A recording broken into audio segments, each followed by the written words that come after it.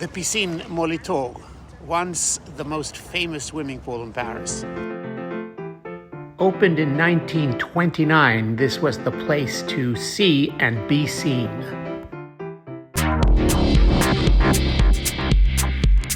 Beginning in the late 80s, Molitor drifted through a wilder chapter covered in graffiti with free parties and art shows in the empty pools.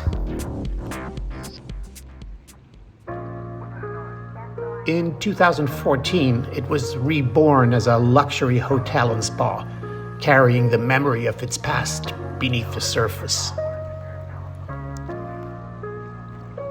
I will try to trace its journey through 3 different lives, from glamour to underground to exclusivity.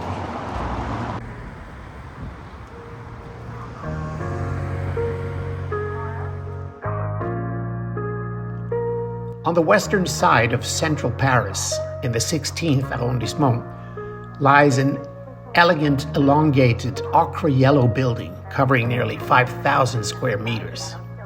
This is Piscine Molitor, the Molitor swimming pool. Today, it's a strikingly well-kept and beautiful place, but it carries a fascinating and somewhat contradictory history.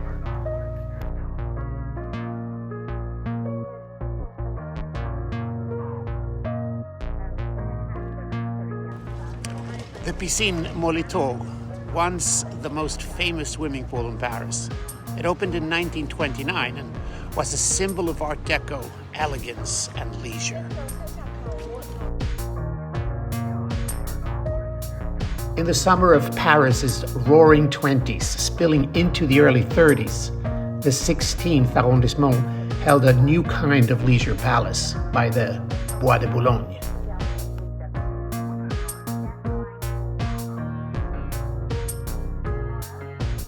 Designed by the architect Lucien Paulet and inaugurated in 1929, the complex was meant to be more than a swimming pool. Its lines were inspired by an ocean liner, its 3-tier cabin galleries and porthole windows echoing the Art Deco fascination with speed and modern travel.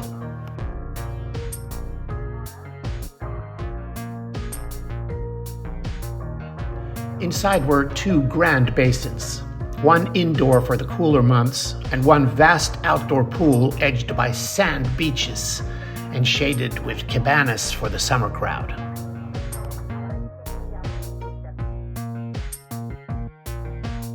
A special feature was that the indoor pool in winter actually was transformed into an ice skating rink.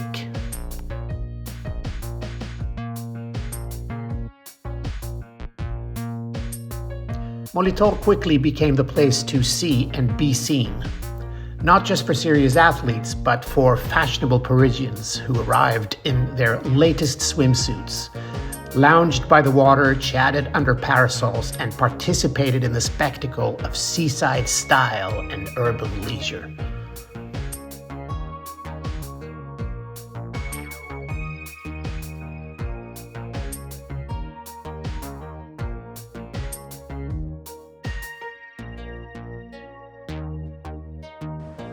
After it closed in the late 80s, it became a hangout for graffiti artists and underground raves.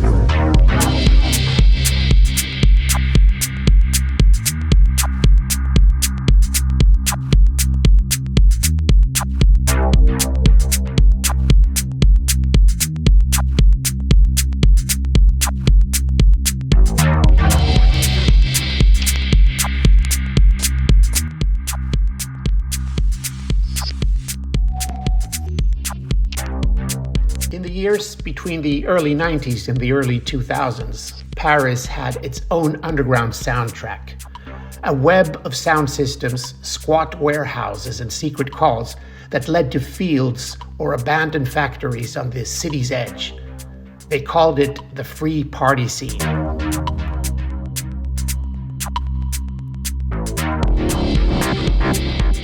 Among its most emblematic collectives was the Heretic System, born from Paris squat culture and refusal to play by the rules.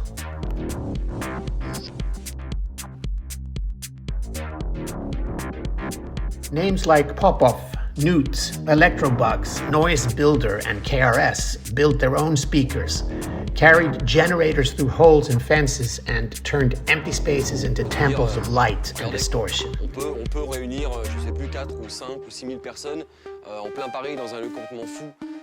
Des gens. One of them was Manu Le Malin, Emmanuel Dauches, a veteran of both hardcore underground and the legal techno circuits. And then came Molitor, April 2001.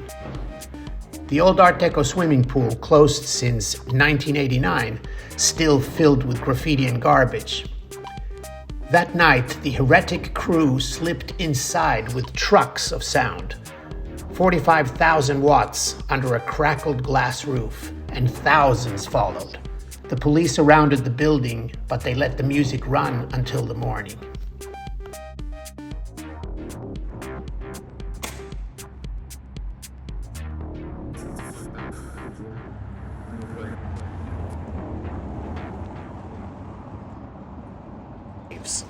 Today, it's back, completely rebuilt, luxury hotel and private club.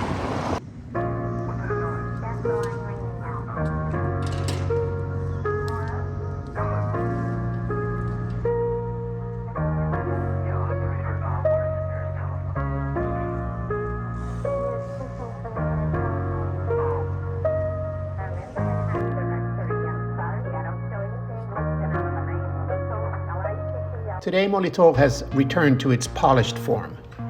A 5-star hotel, private club and spa reopened in 2014 after a 15-year restoration.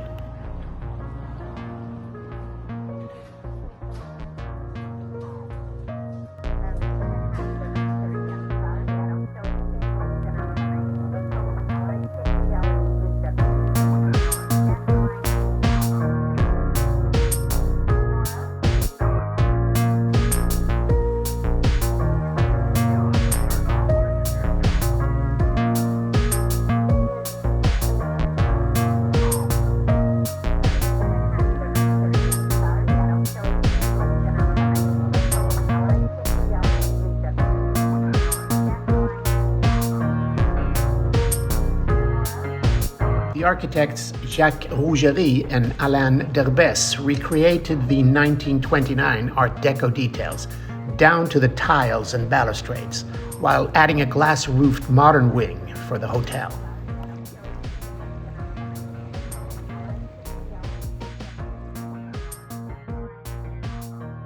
Molitor is once again a place of luxury, but its past still clings to the tiles.